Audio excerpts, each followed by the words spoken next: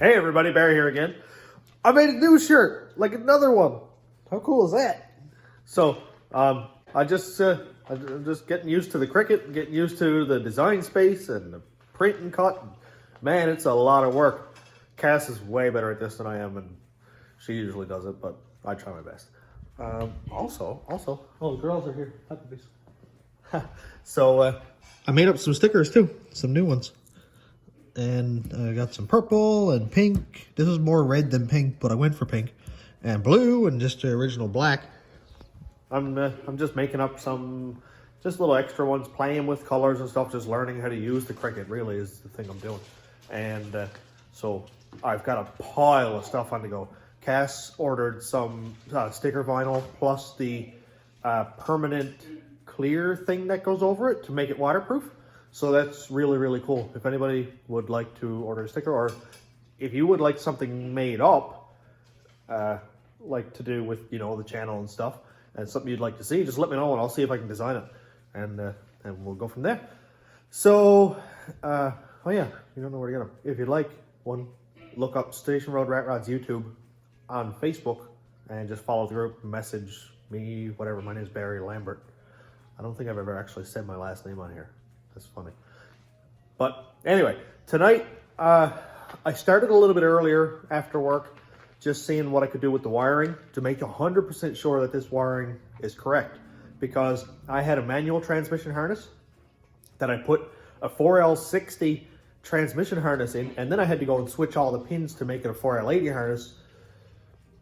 I'm getting this information off the internet. It is reputable sources. It's like A21 Bravo and LT1swap.com. Like, those guys have 10 times the experience with this and with wiring than I do. So what I have done is I got my meter here. I'll have it set to continuity. I've got the 4L80 pin out here that I've went and labeled from. This is obviously the connectors for this connector right here. And what I have handwritten here, I'll lay it down. What I have handwritten here is where this wire ends up at the PCM. And how I did that was I took the 4L80 harness out of the creeper van and I locked that device right here, and then I stuck a pin in each connector saying connector A, and then I went tick, tick, tick, tick, tick until it went beep and recorded that wire. So sensor A wire came out to red 48, light green. And then I know that harness is fine because it's a factory harness. It's completely untouched. I just took it out of the van 2 days ago. I compared it to the PCM notes for blue-red because this one's a blue-green and all the information is the same. What I need to do now is compare it to this. This is what I have done. I got a piece of welding wire hooked onto a roach clip and stuck in there. And then I check continuity across these terminals. Now I know the 2-3, or I think it's maybe the B solenoid, shift solenoid B. Anyway, 2-3. I know that one is not going to have continuity on this harness because I have it split and going up to the sloppy trains brake relay, but I'll also check continuity up to there. I actually know that side is fine because when I was having issues with the transmission a couple of videos ago, I checked it and it's fine. But I'll check it from that up to the connector anyway. And then check each pin here just to be sure, just to be 100% sure that I have it done correctly, because, you know, I'm going off of other harnesses. I mightn't have got enough sleep that night, might have had too much coffee.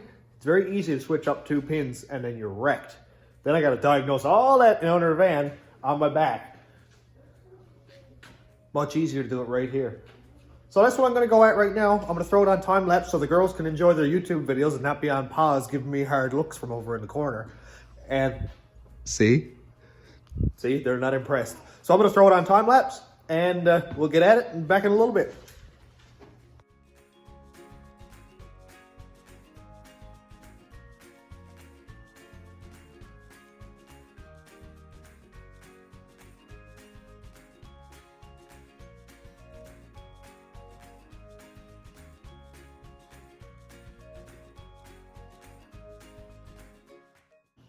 All right, so I'm on the last one, And I just figured I'd show you guys what I'm doing here for the last one. All right, so in our picture, the little tab right here for the alignment is facing the opposite way.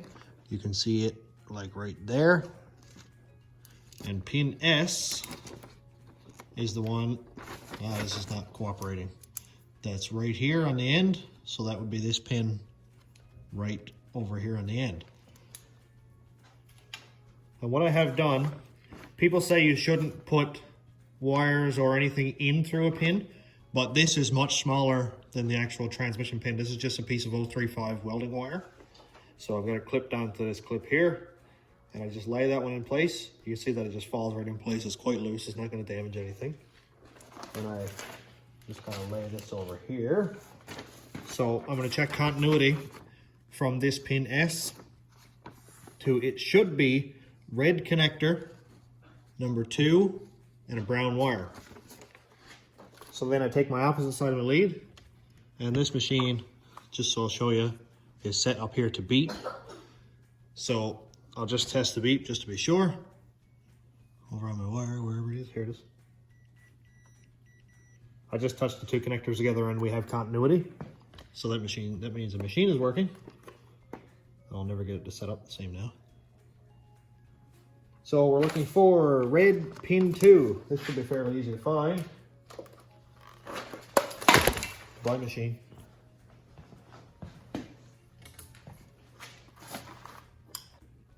All right, I've got it set back up again. I don't know why I have a screwdriver. Looking, I'll stay for red pin 2. So I look for my pin 2, which is over here. I can hear beeping. And just to verify the wire color, it should be brown. And our second pin right here is brown. It's this wire right here. I know it's kind of hard to see, but that is the one. So we're good to go. So now that I know the transmission wiring is like perfect, I didn't have to touch anything, didn't have to move anything. I know, I don't know why I said that so loud. I know for like 100% fact that this transmission is absolutely cooked. It's no good. I had a couple people give me a hard time about building a transmission my first time by myself, but if you don't try it, you're not going to learn anything. And I learned a lot about automatic transmissions by putting this thing back together. So the cost that I put into this, I'm going to reuse the fluid. What did I put in it?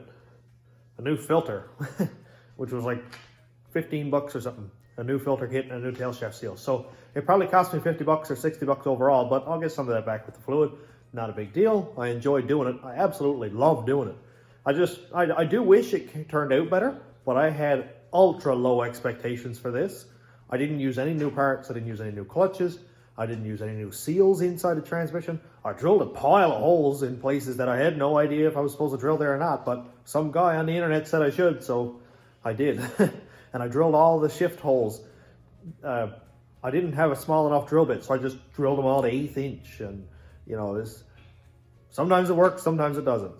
If I did not do those modifications, who knows if it would have had a chance to live or not, I don't know. The pump didn't work apparently because there's not even any of the old fluid mixed with the new fluid, but not a big deal. If you want to see me rebuild that transmission, or if you have seen it and want to give me some advice for something to do next time or not to do next time, I absolutely would appreciate it. So I'm 100% happy. I'm 100% happy that my wiring is good. I didn't mess that up, so it's something. Now, I guess really now I can just change the transmission. That's perfect.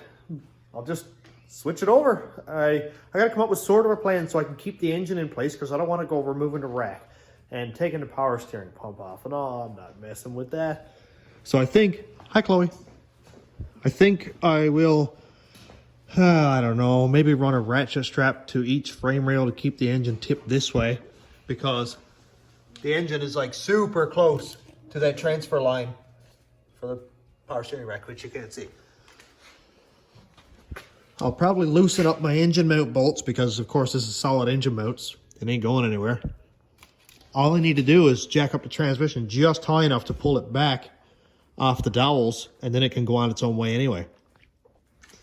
So really, I might not need to unbolt the engine at all, because if I unbolt the mount from the transmission, I should be able to just move it back. This might be fairly quick. I'm gonna try it out. And Lily is forcing me away from my video because she wants to watch Roblox videos.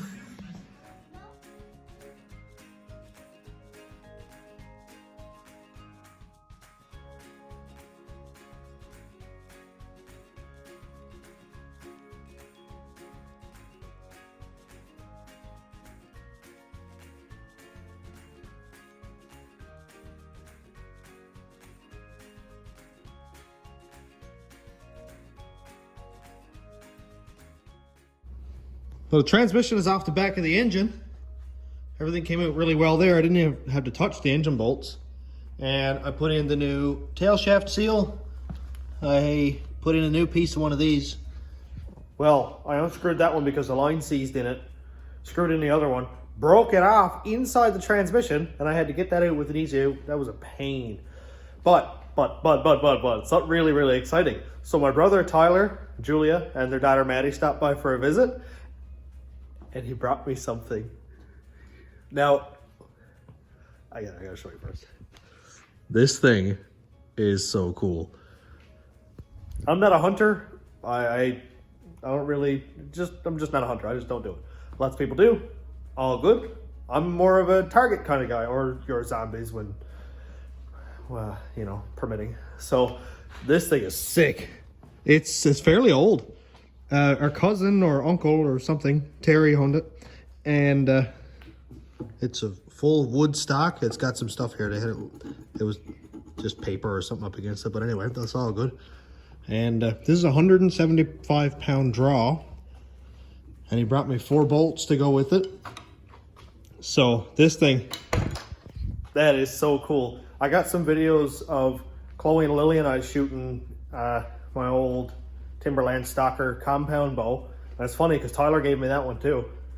He's the hunter in the family. Moose hunting every year, and rabbits, and you know, like a seasonal food hunt. Not just for sport. Gets the meat, feeds his family. Deadly. I work on cars. Not as cool, maybe cooler, who knows. But yeah, so I'm like super excited about that. But I am gonna go bolt this transmission in now because it's 10 o'clock and my girls have school tomorrow, so they're getting a bit antsy. And Chloe wants to say hi. And Lily wants, oh, Lily's mad. Daddy, the guy that works on cars. Daddy's the guy who works on cars, yeah. And Uncle Tyler hunts and actually Uncle Tyler blows stuff up because he's a blast technician now. That is so sick. Oh, Lily's upset. All right, it's time to go. I'm gonna bolt this transmission on like right meow, and then we're getting out of here.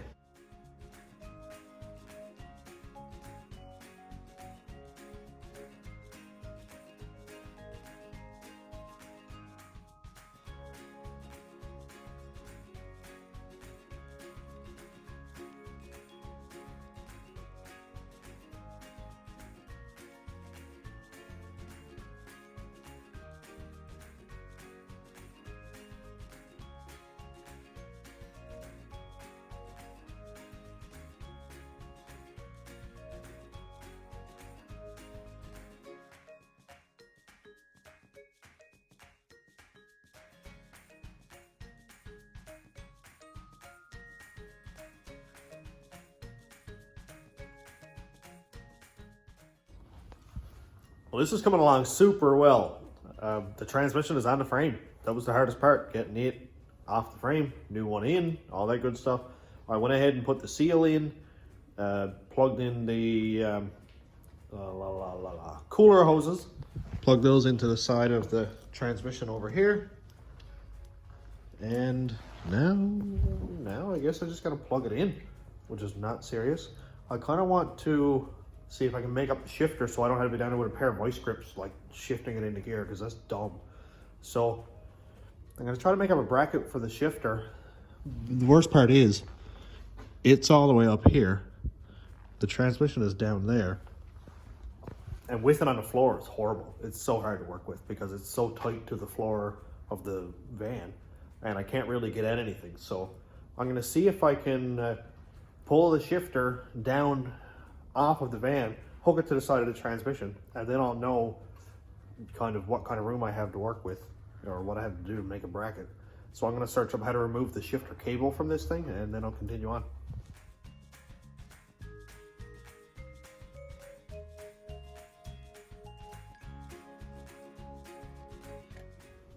So I cut the cable off of the Chev truck I had outside, and it had this insert on it, which was way too big, and it was kind of here like this. So I cut around it with a hacksaw. Might have kind of scarred it up a little bit, but whatever. This one here is missing the insert, so it won't snap onto the stud right here on the transmission. So my thought is that I can kind of pop this one in here on the back side. It's really dark. Like that. Man, it will not focus at all, eh? There we go, kind of. And I'll epoxy it in.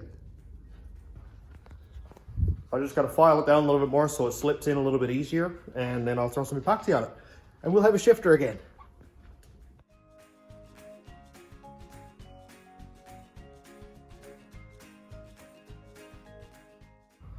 You might never be able to see it any sense, but I got it epoxied into the back. You can see that there's no glue or epoxy inside, just on the outside, and it goes in over halfway before bringing up on a collar that's inside of here. What I used, wherever I put it, here we go, is Permatex 5-minute epoxy. This stuff is phenomenal. I don't have a part number for you. I don't like not having part numbers. Huh, I apologize. Anyway, you should be able to find this stuff very quick. And it is wicked. Awesome for plastic and metal and pretty much anything. So I'm sure that'll glue it together perfectly fine. And maybe I can start making up my bracket. So I just measured the throw on this shifter from park down to drive, and it's 1 3/8 inches that it has actual range that'll move back and forth.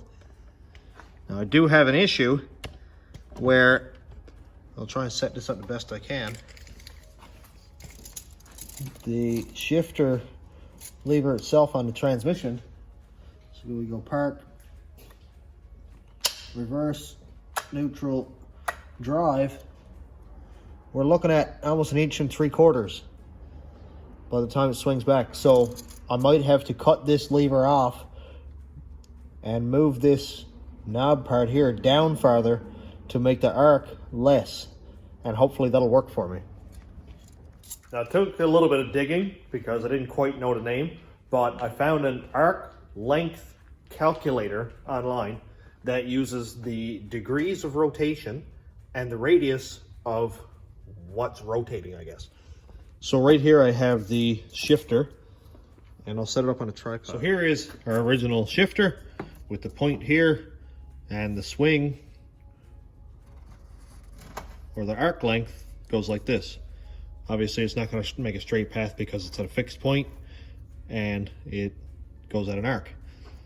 So what I was having the issue with was right here is park, and it's 1 3/4 inches back this way before we get into drive.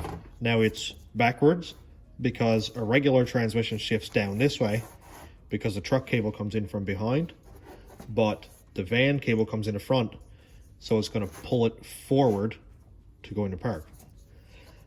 So the issue is this is 1 3/4 inches. The van only has a throw from park to, we'll say, drive at 1 3/8 inches. So to make our arc length shorter, I need to shorten up this bar here, and that's where the calculator comes in. So I'm just going to do it at the inch mark here so we know for sure. The radius on this is, I'm going to call it 1 inch, 1, 2 and 1/4 inches. That's our radius. If you heard the confusion in my voice just now, that's because I'm super confused. I plugged in wrong values and got the right information. I just have no idea how. So this thing that I thought was 3 1/4 inches long is actually 2 1/4 inches long. Now, that's fine, but why, when I added 1 inch to the measurement? Did it come out to the perfect values? I have no idea. So when I plug the actual radius into the calculator and the arc length, then it comes out that I'm actually moving 40 degrees, I think. Okay, I just checked, 45 degrees. So somehow, like I put this iPhone has an angle thing on it where you can set level and you can set how many degrees and stuff. I measured 30 degrees, so I checked like 3 times. It said the sweep angle was 30 degrees. So according to the radius of the circle, which would be the length of this arm, and the distance traveled, according to that, it's actually 45 degrees. I'm confusing myself. I'm not smart. Like, I can do this stuff. Like, that's fine.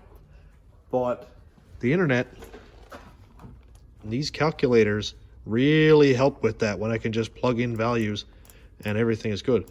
So if we go input arc length, 1 3/4 inches here. So we're going 1.75. Have 45 degrees. 2 1/4. There we go. All right, so that makes sense. There's the actual 2 1/4 radius that is this. So if I wanted my arc length to be 1 3/8 inches, which I'm pretty sure is actually 1.38 on a 45 degree sweep, it needs to be 1 3/4 inches. There we go. So my bar that is 2 1/4 inches needs to be cut off and this moved down, so this point to the center is 1 3/4 inches. And that should give me the perfect sweep of 1 3/8 inches. Now I may shorten it a little tiny bit more, just to be sure that I don't completely bottom out that van shifter and not be completely into drive, because that would be ultimate suck. Because my luck, it would be halfway through a detent and burn the life out of it all. I don't care about not having 3, 2, 1. I know it's better to start off with burnout in D3 and all that stuff, but if I can get it to go in drive, that's like a super win for me. Because I've been there with vice grips going click, click, click down on the floor, and it's been super uncomfortable. Now that I have that figured out, I really can go ahead and make my bracket, but I'll do this first. Now I won't finish weld anything until I know that it has the perfect throw and everything works fine. And then if I need to make a minor adjustment, I can just crack the weld, start over, and then reset it. Not a big deal. Progress is progress. Whether it's slow or ultra fast, we got to keep moving, keep getting stuff done. Don't get discouraged. Now I know, obviously you guys see me jumping all over the place here and figuring stuff out and not getting it right the first time and stuff, but I just want to let you know that I'm not a robot. I'm human. I learn as I go for the most part, which I never knew there was an arc length calculator on the internet that I could plug in. I have no idea what I'm doing. I'm learning. So I just, you're learning with me, I guess. And again, if you have any suggestions on how to do stuff more correctly, let me know. The second time I do this, I'd like for it to be butter smooth and not this rocky uphill adventure that we're all going on together.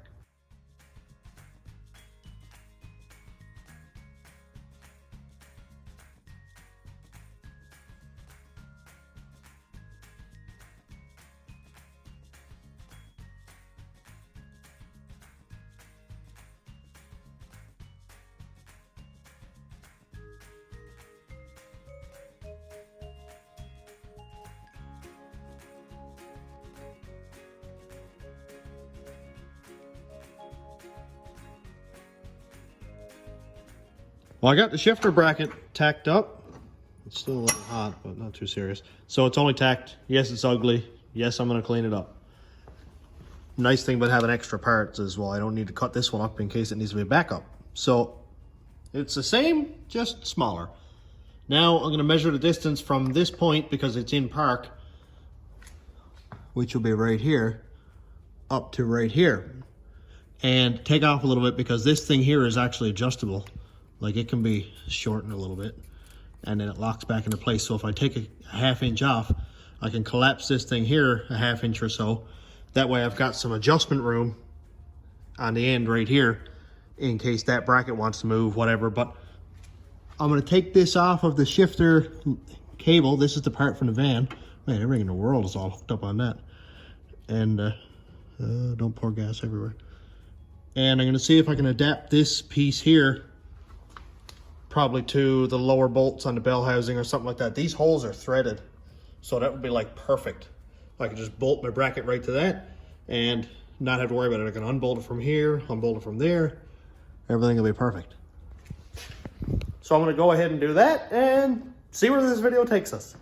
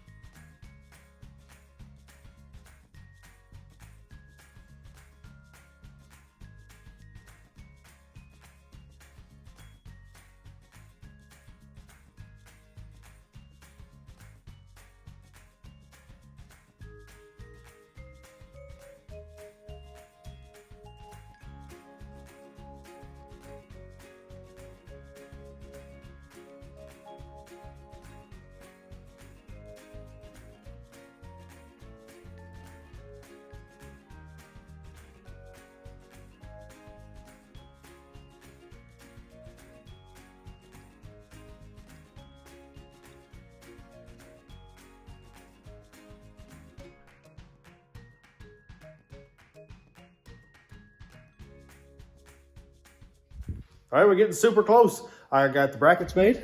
I think they're made. That's my knees cracking again. These here, this one is shortened up. I know it's ugly. Yeah, it's awful looking. This thing is bolted to the bell housing. And the bracket is welded to it. I just got it tacked, so if I need to reposition or readjust it, I can crack it.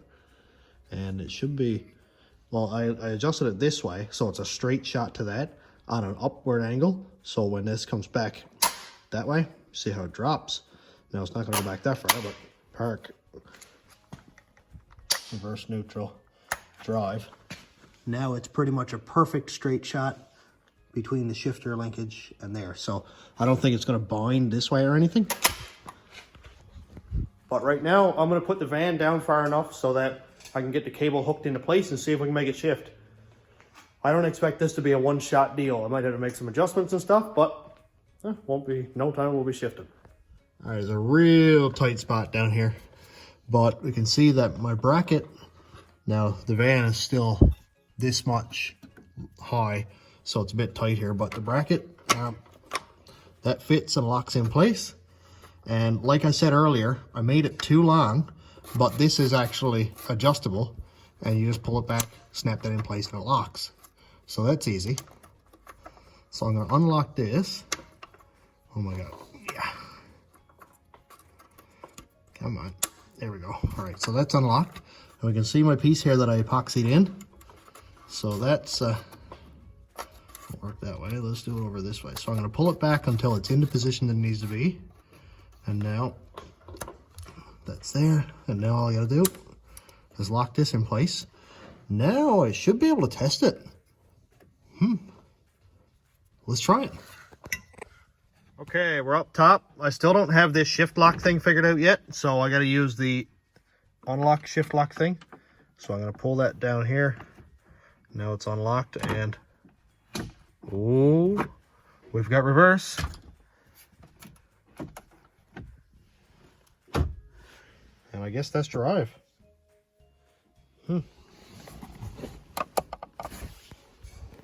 Well, I hope it worked. Let's see. It looks like it worked. All right, so, all right, I'm gonna go down. I'm gonna pull this down in drive right now. Then I'll go down and unclick the shifter from the transmission and see if it's actually locked into the detent correctly. That way I'll know for sure if this is gonna work.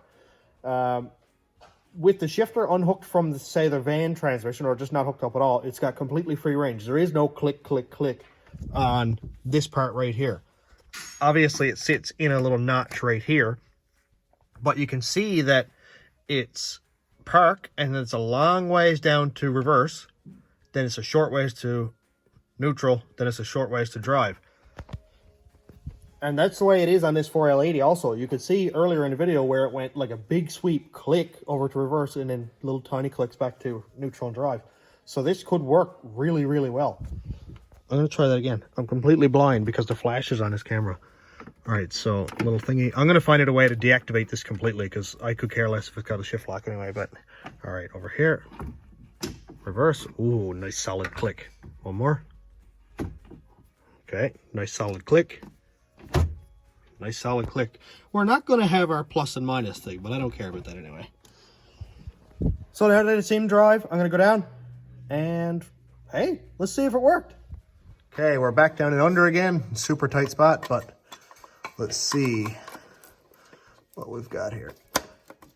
So that disconnected nicely. And yeah, that's it, man. Look, no resistance whatsoever. Oh, I'm not going to click that back on, but anyway, that looks like it's going to work. Another thing I want to address is look how straight that is from this point here right out there. I think that's about as good as I'm going to get it. And look to be about the same and under here, which you're never going to be able to see any sense, but that looks pretty straight also. Nothing over here is all crooked or anything. It's super blurry, but hopefully you can see what I'm talking about. This is going to work. Alrighty, now we're getting somewhere. It has a shifter. It's got that dumb PRND dash. I hate that shifter so much. I didn't want to buy this van because I had to reach up and go click, click, click. And it didn't even have 3, 2, 1. It was just a little plus sign. I absolutely hated it. I don't hate it anymore. It's hilarious how it's factory. The only thing that I wish I could have gotten past was the tip start, which would have needed a CAN bus translator and a body control module from the LS, and what a state that would have been. But it would have been so cool to go broom and then haul it down and drive. And if you didn't know about it, you would never know about it. Right now, it's got a wide band and a trans brake switch and a push button. So, you know, it's going to be a little bit harder to fake that it's a stock vehicle. But, you know, I'm sure there's some guy out there who will believe me when I say, oh, the ignition gave it, so I put a button in. That'd be funny. I'm just really excited that there's a shifter in it now. I don't have a floor shifter. It's not like a B&M click, click, click ratchet shifter that Cass is going to get all fiddy about and be mad at because it doesn't work. Or because it nips her fingers, or... I'm blaming Cass, but I wouldn't want it. Sorry, Cass. But, yeah, it's got PRND. It goes in and drive. It clicks into reverse. All the detents seem to be in the exact same positions that they need to be in. It took me a little while to get my head around the arc length calculators and stuff, but after I got it figured out. I just had my angle wrong, my sweep angle from park to drive. I got dust on the back of my head because I was lit on the floor. I got my angle wrong, so it was actually 45 degrees, not 30 degrees. That was pulling up all the numbers, but my measurement went from 2 1/4 inches to inch and 3/4 inches, inch and 3/4. Shortened it up, perfect sweep. So happy. I'm really excited. So on that note, I am going to finish it here because it's basically ready to go back together. I know the wiring is perfect. I'm sure the transmission is good. The shifter now works. I just got to finish welding that up, so I'll just do that off camera. It's not a big deal. It's put together and it works. And yeah, that'll be in the next video, getting this thing put back together.